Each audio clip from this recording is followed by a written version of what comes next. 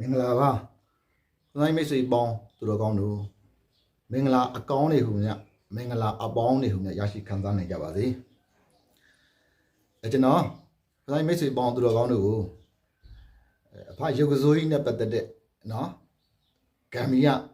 နော်ဆက်သွယ်လို့ရမယ်နော်အကြောင်းအရာပေါ့နော်ဒါဂမ်ဘီယာရေရလို့လဲခေါ်တာပေါ့နော်အဲ့ဒီအကြောင်းအရာလေးကိုကျွန်တော်ပြောပြချင်ပါတယ်အဲ့တော့အဖရုပ်ကစိုးကြီးတွေဟာနော်များသောအားဖြင့်နော်ဘယ်မှာနေလဲပေါ့နော်ဘယ်မှာနေလဲဆိုတော့ရုပ်ကစိုးဆိုကြရတော့အားလုံးသိတဲ့အတိုင်းပဲတစ်ပင်ကြီးကြီးတွေမှာနေတာပေါ့နော်တစ်ပင်ကြီးနေတယ်အဲ့တော့အခု9လပိုင်းအခုလာမယ့်9လပိုင်း17ရက်နေ့ဟာနော်ကစုံလာပြီနေ့ဖြစ်တယ်နော်ညောင်ရည်သွင်းပွဲနေ့ဖြစ်တယ်အဲ့တော့ဒီဘရုပ်ကစိုးကြီးတွေဟာဘယ်မှာနေလဲဆိုရင်ခုနကကျွန်တော်ပြောပြီးပြီတစ်ပင်ကြီးကြီးတွေမှာနေရပေါ့ဟောညောင်မင်းကြီးတွေမှာလည်းနေတာပေါ့ဟုတ်လားအဲ့တော့အဘရုပ်စိုးဂါထာဆိုတာလည်းရှိတယ်ဒါပေမဲ့အဘရုပ်စိုးနေတဲ့နော်တစ်ပင်ပေါ့အဲ့တစ်ပင်ရဲ့ဂါထာကိုနော်မူလဗုဒ္ဓပထမအဦးဆုံးယူရပါတယ်နော်ကျွန်တော်လည်းရှာဖွေတွေ့ရှိတာတိတ်ပြီးမကြသေးပါဘူးဒါကတော့ကျွန်တော်ရှာဖွေတွေ့ရှိတဲ့ဘောဓိမြောင်မင်းပူဇာလေးကိုနော်နက္ခတ္တပညာရှင်နော်အခုတော့မရှိတော့ပါဘူးကျွန်တော်၄-၅နှစ်လောက်နေခဲ့ဦးပါတယ်အတူတူဆရာကြီးဦးမြင့်သူရေးထားတဲ့နော်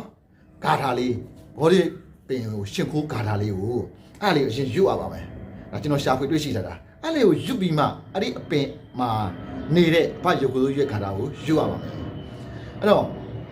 ဘောဓိပင်ရှင်ခိုးဂါထာယတမူလေနိသိဏောဝဗုဒ္ဓောအဇနိမာရကေပါရမီညာနတေဇေနနမောတံဘောဓိမုဒ္ဓမံဒီဂါထာလေးကိုပထမဦးဆုံးရွတ်ဖတ်ရမယ်ဒါဘာကိုရွတ်ဖတ်လဲဆိုတော့ဖျားပွင့်တော်မူခဲ့တဲ့ဖျားတွေအားလုံးလဲပဲเนาะအပင်နာမည်တွေဒါကွာသွားတာပေါ့เนาะအဲ့ဒီပင်တွေအားလုံးကိုဘောဓိပင်လို့ပဲခေါ်တယ်အဲ့ဒီဘောဓိပင်ကိုခုနကကျွန်တော်ရွတ်ဖတ်တဲ့ဘောဓိပင်ဂါထာနဲ့နံပါတ်1အရင်ရွတ်ဖတ်ပါမယ်ဒီပင်ကိုဘောဓိပင်ဒါအနဲ့အတိတ်ပဲတည်းရှိပါတယ်ကျွန်တော်အချိန်ကြာမှဆိုလို့ပါเนาะအဲ့တော့နောက်ရောက်ရင်ကျွန်တော်ခါခွင့်သိရင်သင်လို့အနဲ့အတိတ်ပဲပြန်ပေးပါမယ်အဲ့ဒီဘောဓိပင်ဂါထာကြီးကိုရွတ်ပြီးပြီဆိုရင်ဘောဓိပင်မှာနေတဲ့ဘာယုတ်ကစိုးကြီးဘာယုတ်ကစိုးဂါထာကိုထပ်ပြီးကျွန်တော်ရွတ်ပြပါမယ်ယုတ်ကစိုးဂါထာကအများကြီးရှိပါတယ်ဒါကျွန်တော်ဆရာကြီးမင်းသိင်္ဂအဘဆရာကြီးမင်းသိင်္ဂရွတ်တဲ့ဟာကိုပဲကျွန်တော်ပြန်ရွတ်ပြမှာပါဂါထာလေးကျွန်တော်သိတာလဲ9ပုဒ်လောက်ရှိပါတယ်အဲ့ဒီထီကနေဘာမင်းသိင်္ဂရွတ်တဲ့ဂါထာကိုကျွန်တော်ရွတ်ပြပါမယ်အာဂါတထဘုံမာထာစယုခဒါသမဟိတိကဣရိမန္နောစရေတေဝမံပါလီတုပြိစိတ်တံအဓိကထားပါเนาะအဲ့တော့